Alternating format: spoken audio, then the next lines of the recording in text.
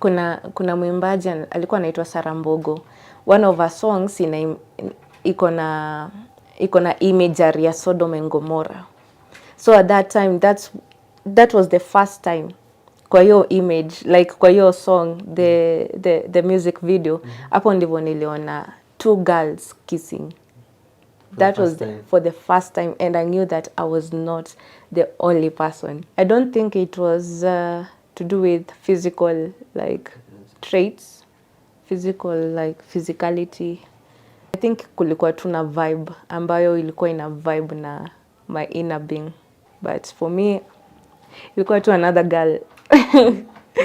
Yeah, but we began to date, and we dated for quite a while.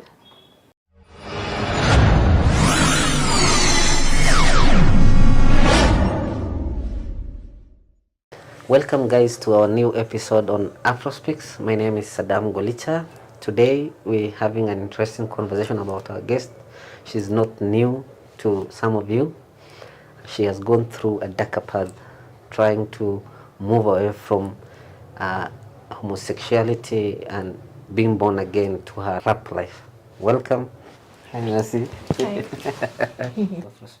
Asante. You can start by introducing yourself. Naitwa Mercy Clarks. Mercy Clarks is a rapper by passion, but a policy analyst by profession. Nice. Yeah. So, in the early days of your early childhood, you were in a different world. Yeah. What happened? A lot happened. A lot happened.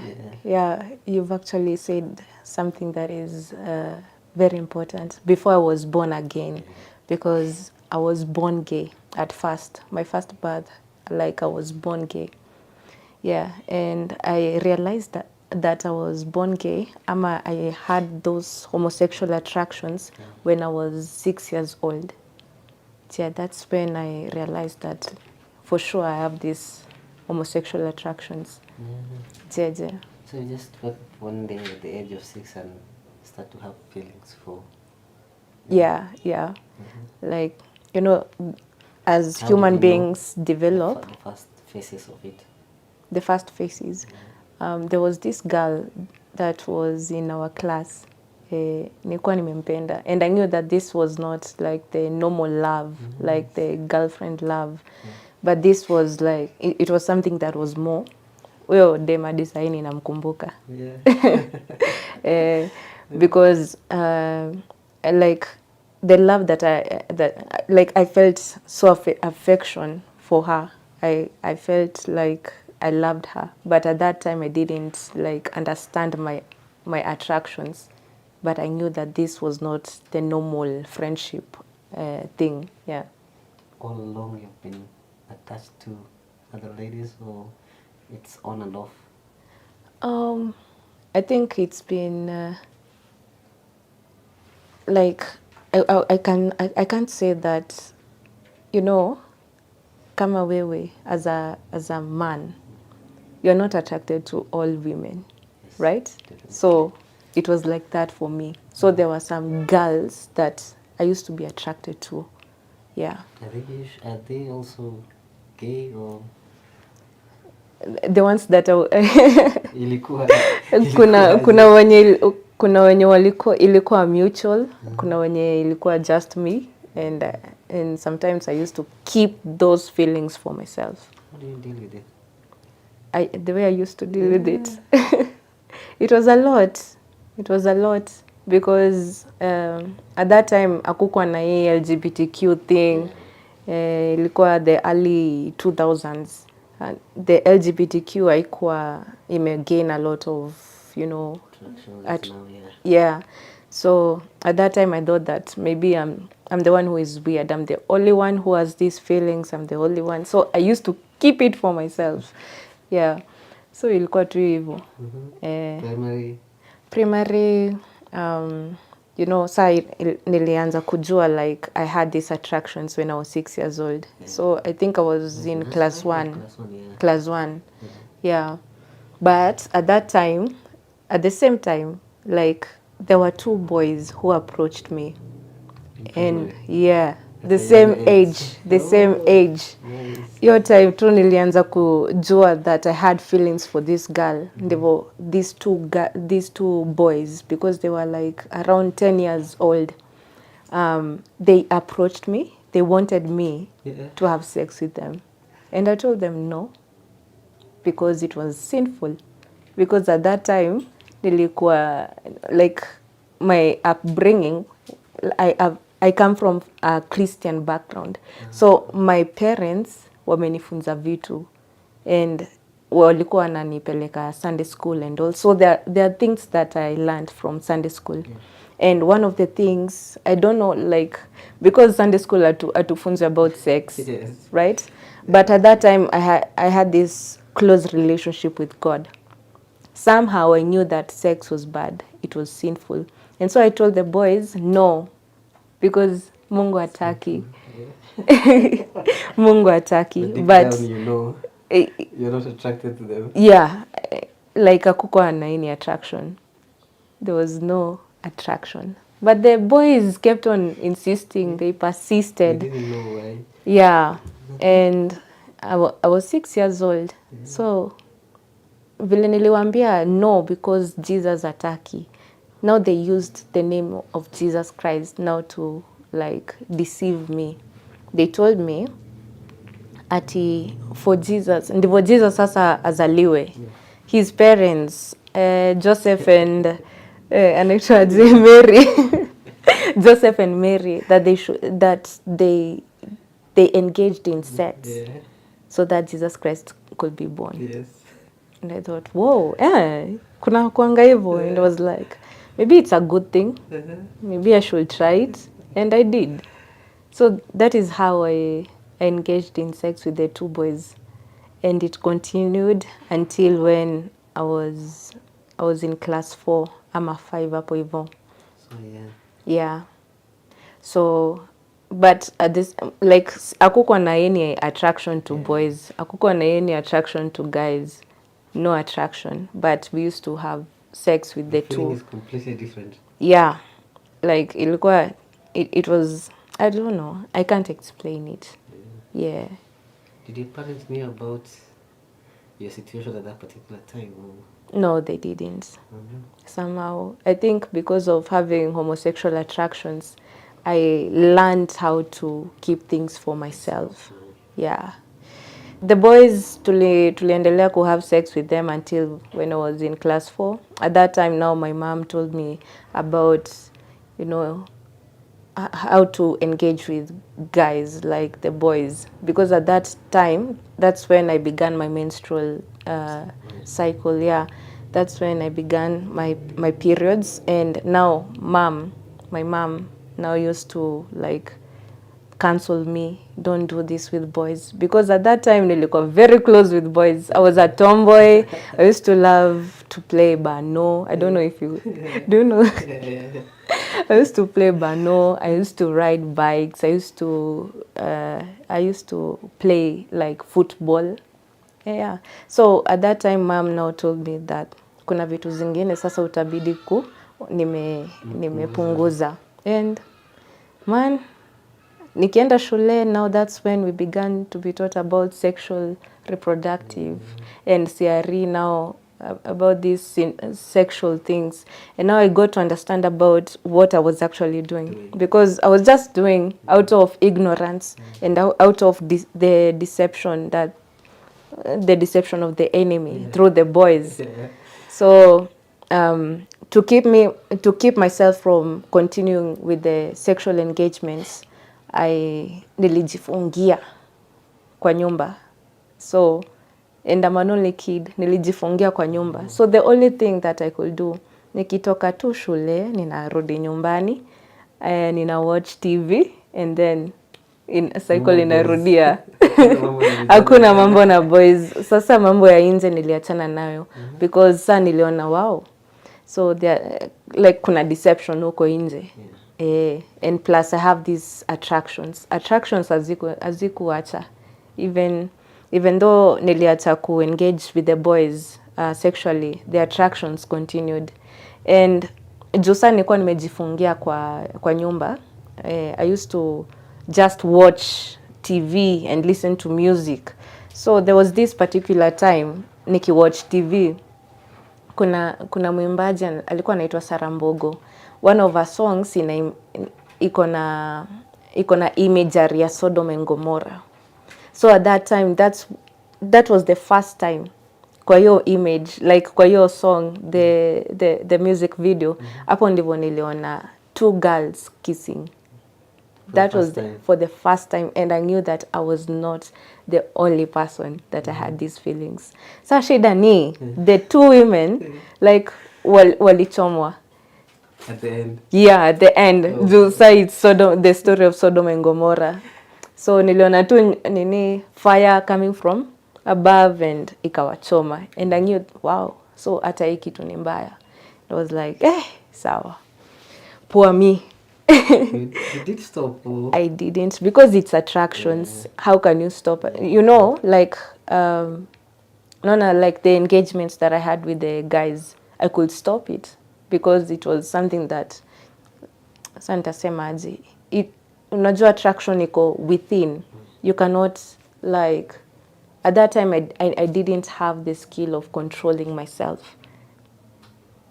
Right? Yes. So I didn't control my attractions at that time because hata sikuwa na understand what was going on with myself. Yeah. But the engagements with the boys, hiyo nilicut short.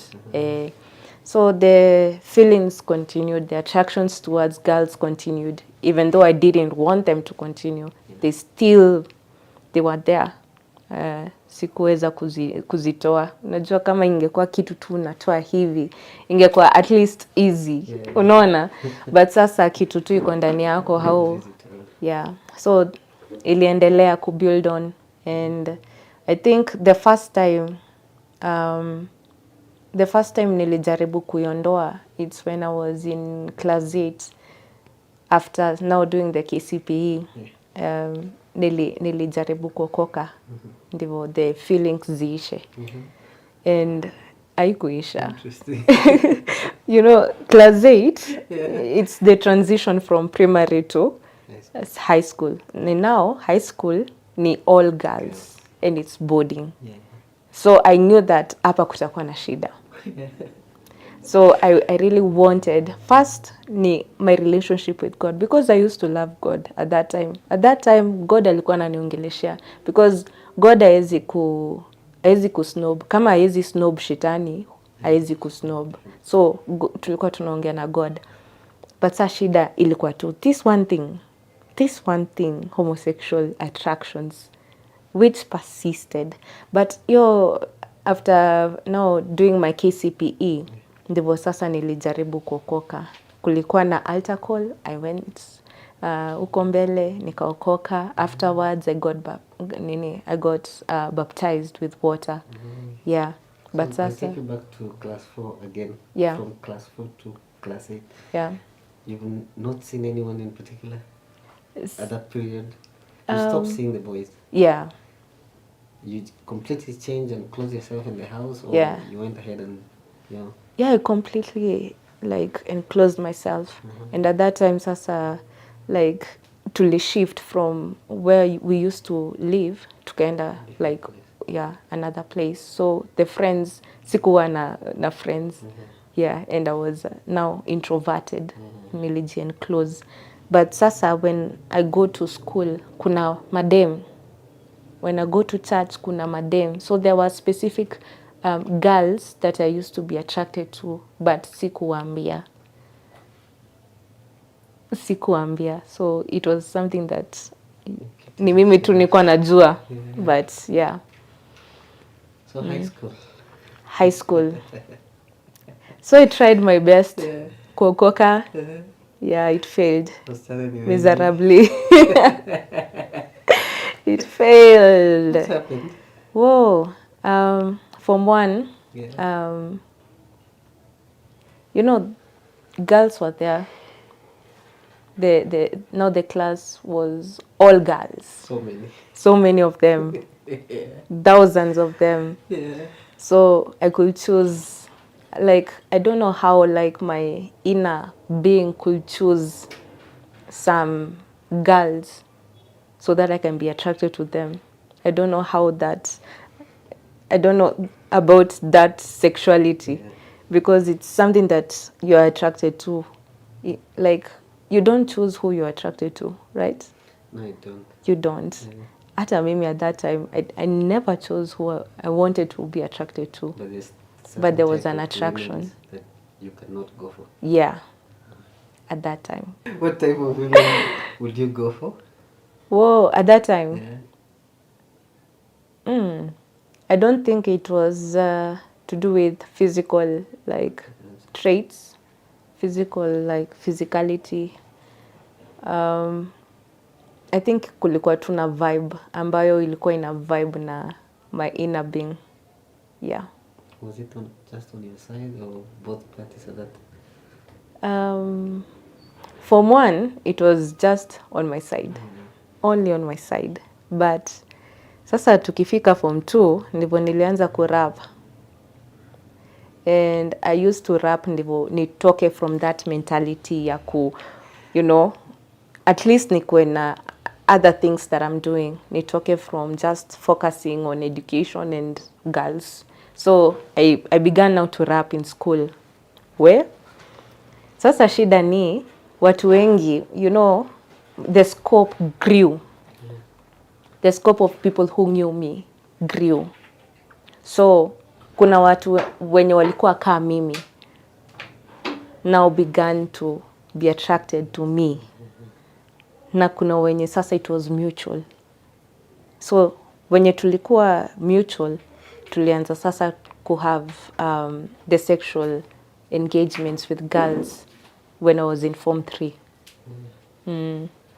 So hapo ndivyo sasa I was now active, sexually active with the girls. Dating someone in particular? Dating? Yeah. I wouldn't call it dating because it's high school. Yeah, so it was just for fun. Yeah. So in that relationship, do you consider one person to be acting as a male or how does it work? Yeah, in my case, because kuna watu wengine, I've watched them through YouTube. Kuna wengine, they are both like gully. So they are those kind of people. On the side of men, both of them, they are like masculine. So hakuna kusema ati there is the one who is taking the female how can I phrase it? The female stance or the male stance. Yeah. So, but in my case, I was the one who was acting like more masculine because I was more masculine. Si kitu nilikuwa na force. It's just who I was. Nilikuwa tu tomboy. Yeah. All this time your parents didn't know about it? No. Have they ever knew about it? Yeah, they knew about it afterwards, after now being born again. Yeah. So you're born again. How did you transition from being in that space of gazing and now shifting to, born again? Ni kuachwa. Niliachwa, man. Character development. Yeah. Yeah. It's a relationship. Yeah. So it happened to me. Yeah. But you're so in love. Yeah, I was so in love. I was so in love. Yeah, funny enough, the girl that I was in love with, at first, I was not attracted to her. That was something that was very interesting. Yeah. So when it came about being attracted, she was not in the space. Yeah, she was the one who was first attracted to me. But for me, we got to another girl. Yeah, but we began to date. And we dated for quite a while. I took Fikisha 6 months. After school? No caps. Yeah, after high school. Yeah, after high school. I think it was, I was in second year, university. Yeah, I was in second year in campus. That's when I met the girl. Yeah, she was a mutual friend. Yeah. of a mine friend, yeah. to a friend. Yeah. So the process of being born again, it didn't just start Hey, it started. drastically. Yeah, It went from yeah, process to process. How yeah. did you go about it? Um, until when I was broken, that's when now I began now to realize that I now realized that God is love. When I was broken, that's when God intervened. Yeah. All the while, like I was still trying to come out of homosexuality. I was trying to fast. I was trying to pray. I was trying to get saved, and all of that. It was like the Bible says. It says that self-righteousness is just like filthy rags in the presence of God. So she entertained the idea of marriage. Yeah, yeah. She began speaking about marriage, and I was for it. But at first nilikuwa shocked because I was like, hii kitu inaweza fika kwa marriage. And juu nilikuwa na YouTube, I used to follow a lot of YouTube lesbian couples, and I had something, like I had a background about lesbian marriages or lesbian couples. So I thought to myself, she loves me, I love her, why not? Right? But sa shida ni, I'm a Christian at that time. I used to identify myself as a Christian. Plus, I love God. Plus, my parents, of course, will not approve of it. So I had a lot on my side. So, but first, it was my relationship with God. So I told God, if you want this relationship, iende to another level of marriage, then let this relationship continue. But if you do not want it to continue, or if you do not want it to go to another level, let it stop. Yeah. At that time, we were so madly in love with each other, so it was impossible for that to happen. Like, Mungu atukatishe, labda Mungu sasa atukatishe, but we were so good, we were like, tulikuwa tu tunapendana, tulikuwa so close. Like sikuwa nadhani kunaweza kuwa na anything ambayo inaweza tuachanisha. So when I prayed that prayer, ilikuwa tu ya kuambia Mungu, yeah, nilikuwa tu namwambia hii lazima ifike kwa marriage. Yeah. But Mungu ni nani? Mungu halali. Yeah. So alisikia your prayer. Alisikia your prayer. But that girl was the first person ambaye nilishai like kneel down kuambia Mungu about her, because I fell in love with her. So I knelt down, I told God about the girl, and Mungu after 1 week akajibu hiyo maombi. Yeah, we broke up. Well. Since they broke up? She came to my place at that time. Nilikuwa ninaishi Kimbo. She came to my place as usual on a Saturday like this to spend the weekend with me. Na tulikuwa sawa. By the way, akikuja tulikuwa sawa, tukakaa vizuri and all. Tulikuwa tunachat vizuri. But at some point, she began now to give me a silent treatment out of nowhere. And I was like, aki Mungu walai, aki siwe ni wewe. Hiyo maombi ilifika tu hivyo. Like out of nowhere, akaanza kunipa silent treatment na muongeleshea niongeleshei. But unaona huyu msee ananipenda, but haongei na mimi. Because hata yeye, I don't know, like kama alikuwa anajua what was going on. But I knew hiyo prayer imefika. So time yake ya kuenda bado hakuwa ananiongelesha. So nilimuitishia cab and nikaenda na yeye hadi kwao. And yeah, from that time kaliisha hivyo. Plan any future Iliisha hivyo. Mko plan future together? No. Unasikia alikuja, we spent the Saturday together vizuri, nothing was going on. Hakuna fight with each other. It was all good. It was She all was the one who proposed the idea of marriage. Yeah. And then she was the one who gave me the silent treatments and we broke up. That broke me up. It like that was my first heartbreak. Yeah. And ilikuwa mbaya. Took you some time. Yeah. But sasa your heartbreak, that pain ilifanya nikumbuke what happened in my childhood. I was like, God, wait a minute. Yes, umesikiza hii prayer. Yes, you're a good God. Umesikiza prayer, right? But nikiwa mtoi, I even uttered your name, Jesus, when the two boys approached me with something that like sikuwa na uwezo, like sikuwa na strength ya kudebate about it, sikuwa na strength ya get out of that situation. Why did you leave me when I was a kid at that time? Na saa hii nikiwa mtu mkubwa unajibu like maombi yangu. I got so frustrated and I was so confused. What kind of a God is this? Yes, anajibu maombi. Alijibu maombi yangu, yes. Sindo, alijibu maombi yangu. But nikiwa mtoi, yeah, but sa nikiwa mtoi, hakuni save from that situation. When I was 6 years old, hakuni save from that situation. Hakuni save from the two boys. He could have sent an adult mwenye anaweza saa nitoa from that conversation, because I was not well equipped for that conversation. I was 6 years old and I uttered Jesus. Why couldn't he save me when I was a kid?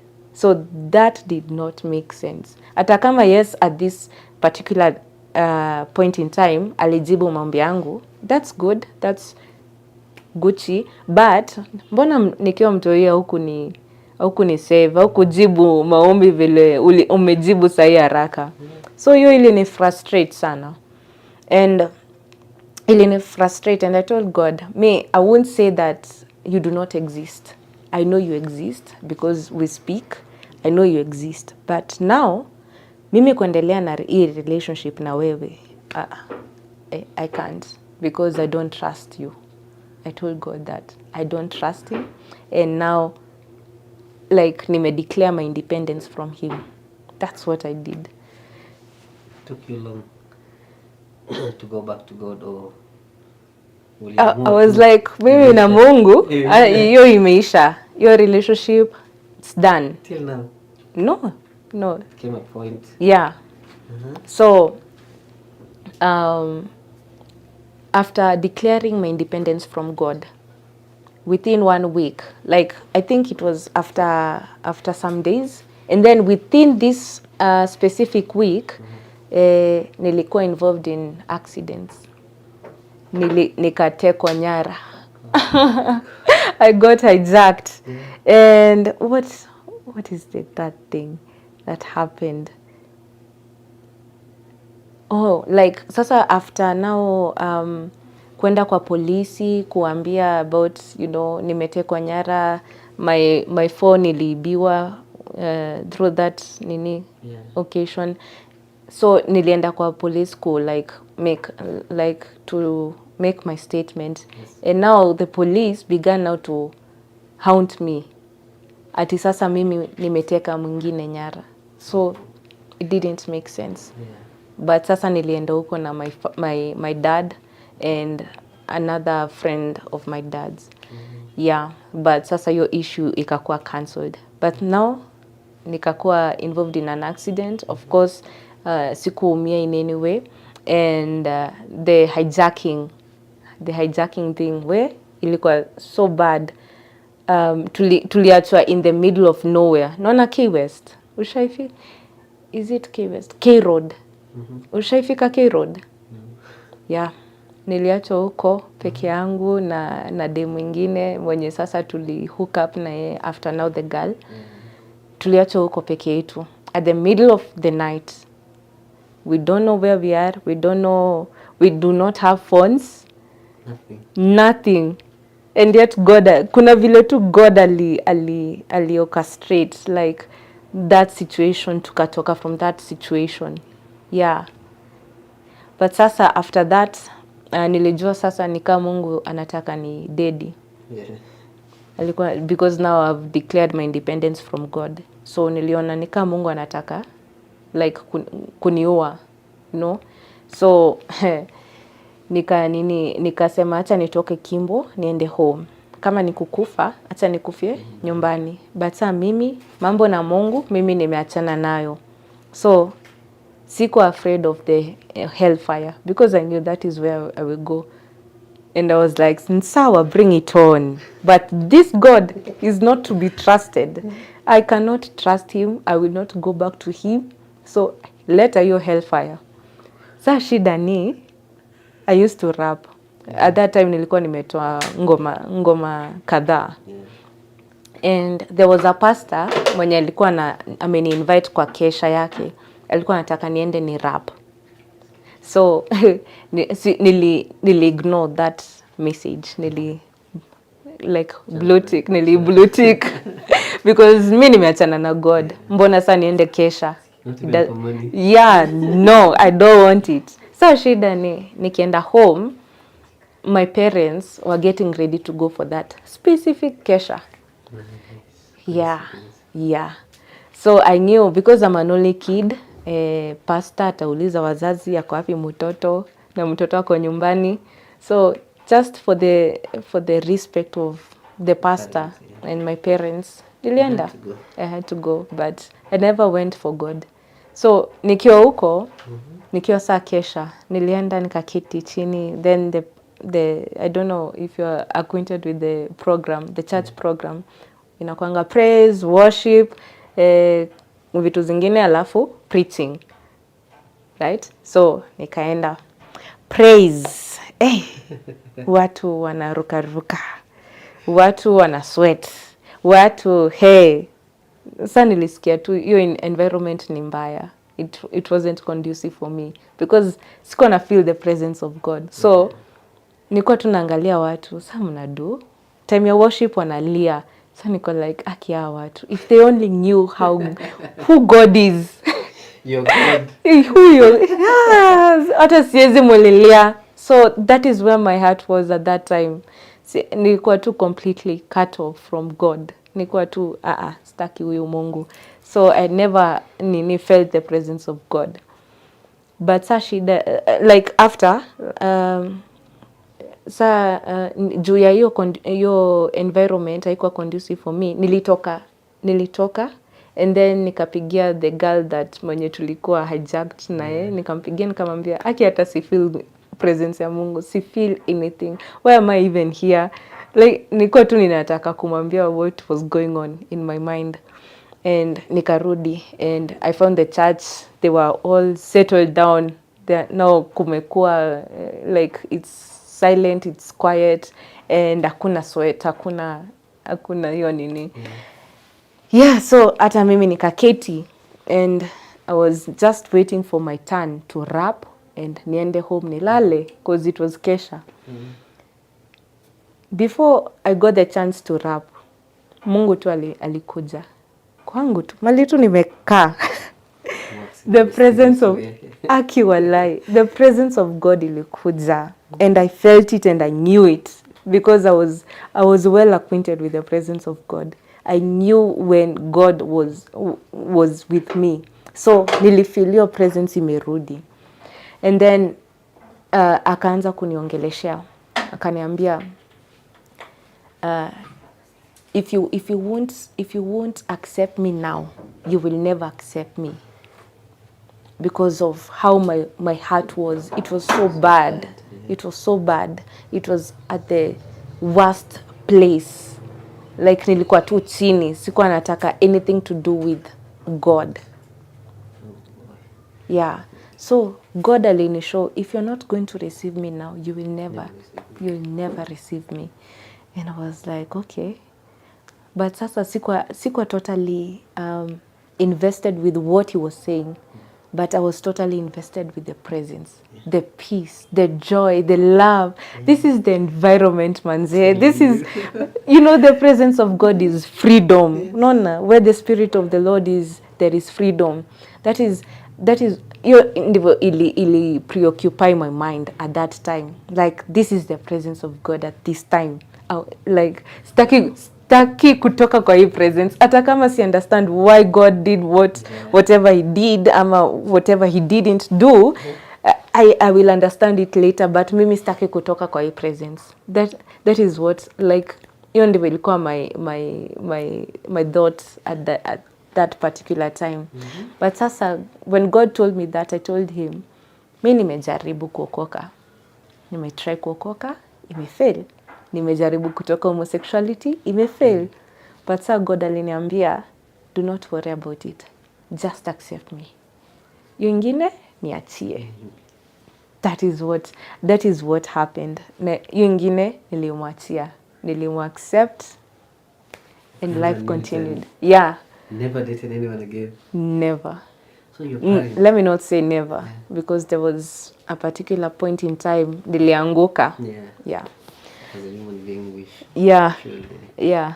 So at that particular time, your parents, they were talking about your parents, they never knew about They never the knew. life that you are living. They At never what knew. point did they start to realize, or did you tell them about it? Yeah.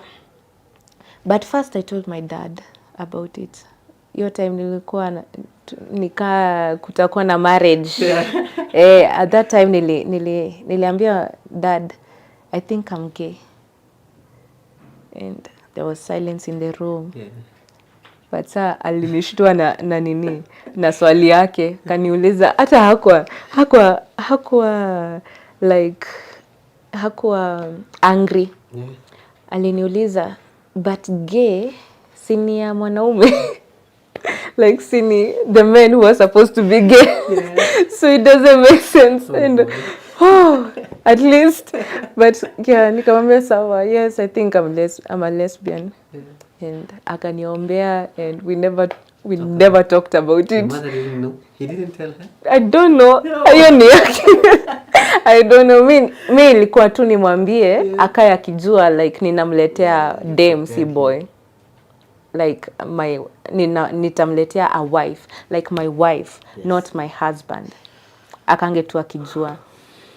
But my mom knew about it when after now getting born again, and I began to speak about my previous life.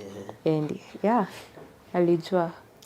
After now speaking about it publicly. That's when my mom... The gay society, the homosexual society will come against you, or how did you find your base again?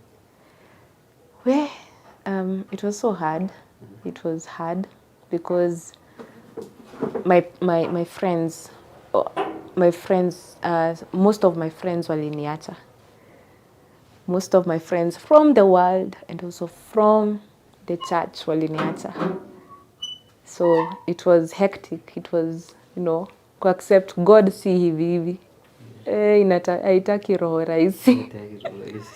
Yeah, but God amenikeep. God amenisaidia. Of course, there was this time I got so angry with God. After salvation, I got angry with God, and I was like, this was not the thing that I signed for. I signed for freedom. I signed for you loving me. I signed for a better life. But sasa nimeokoka, all these troubles are coming just because I obeyed you, just because I obeyed your word to speak about these things. The world is against me, the people in the church are against me, and I was like, God, like it is like nikiwa mtoi hakunisaidia. So that thing was still in my mind. Bado haunisaidii ama shida ni gani? So at that time nili fall, but alinirudisha. Yeah. So I can say it has been difficult. You never stopped? It has been difficult. I never stopped, and I will not stop, and I'm not stopping any soon until hata labda ile time tu nita stop ni ile time nitakufa, and I'm not dying very soon. Yeah. You have a new song with the way. Yeah. Tell us about it. Dafari with Dafari. When did you start? I've seen quite a lot of your songs. Yeah. Dating back to 4 years. 5 years. Yeah. Yeah. Funny enough, I began rapping gospel songs when I was still a homosexual. Yeah. Yeah. Yeah. It's funny. Yeah, but that has been my gift. It has been my passion to rap, because I began rapping when I was in Form 2. And I began now recording, like doing the production, the whole thing, when I was in second year in campus, I think in 2018. Yeah. That's had a lot of impact in your life. Music. Obviously. Oh yeah, yeah. I think music is that one friend that never left me. Your Yeah. latest song, rap song, is all about? Rap. Yeah. I preach God. I preach Jesus Christ. I spread the gospel through rap. Yeah. There's one question I want to ask you personally. Uh-huh. Can someone be born gay Someone, yeah, naturally? yeah. I was born gay. It's not. You don't. At a certain point unakaa unaona, let me choose this path. Okay, kuna watu wenye they've chosen like homosexual to be their lifestyle. They've chosen that. Like the girls that I've dated, most of them, they chose to be with me. They chose that lifestyle. But for me, that, like, nili realize nikiwa 6 years, nili realize those attractions were in me.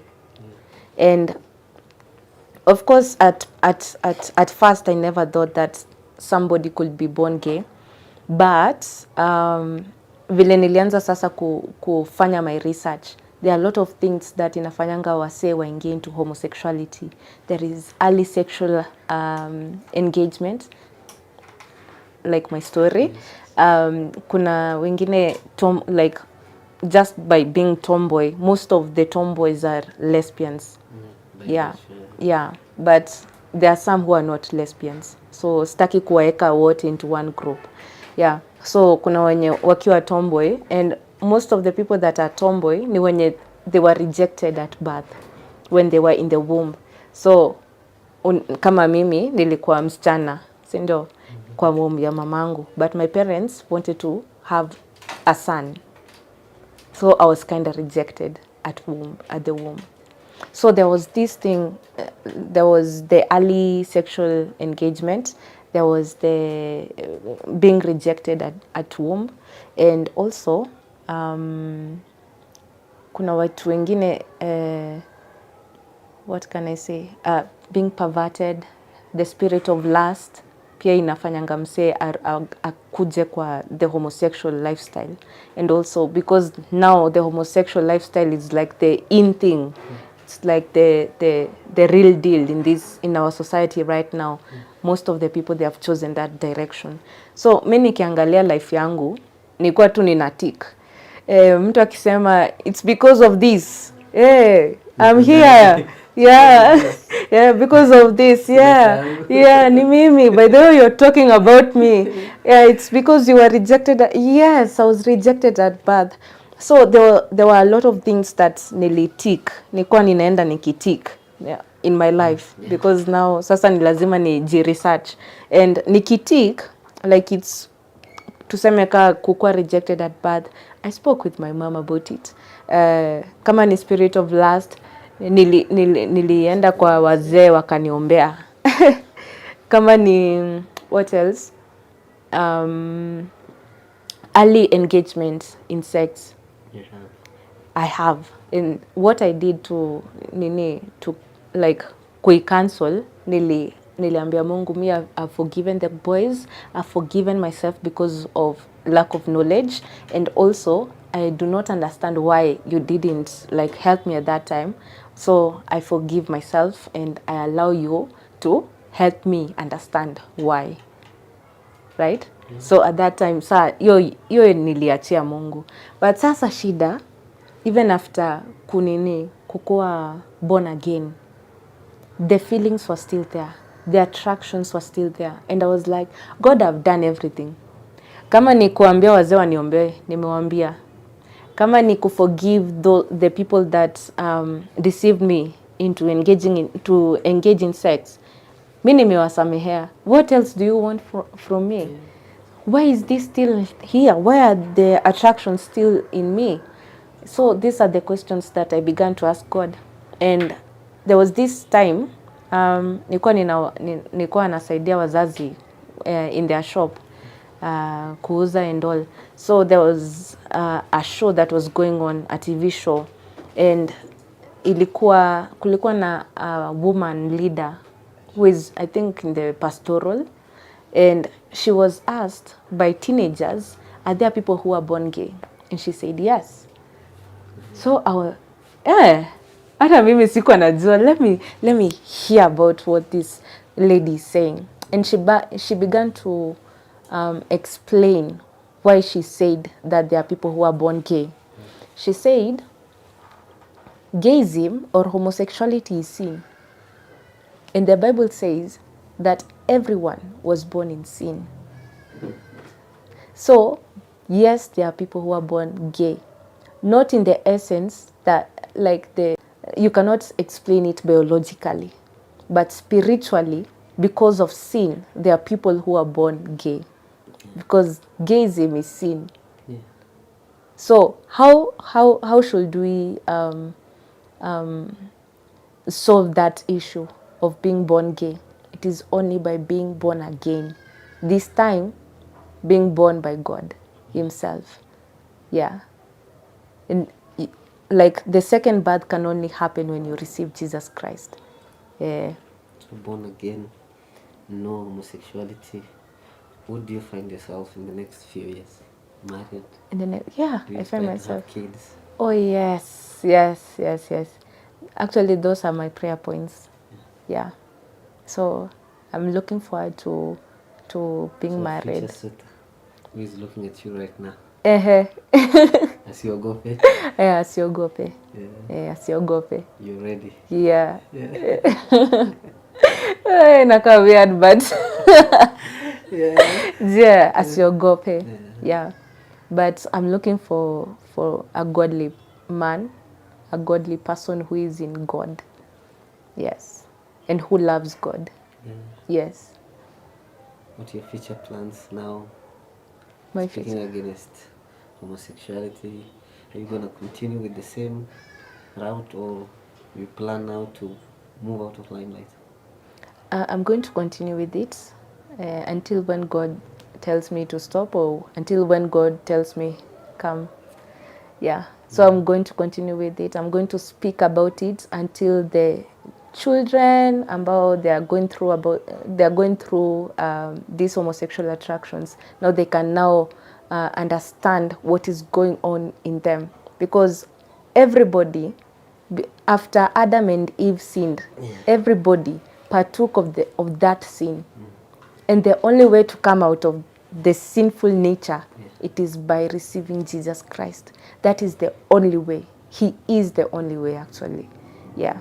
There's someone out there who is experiencing or was experiencing something like the way you went through. What's your advice to them?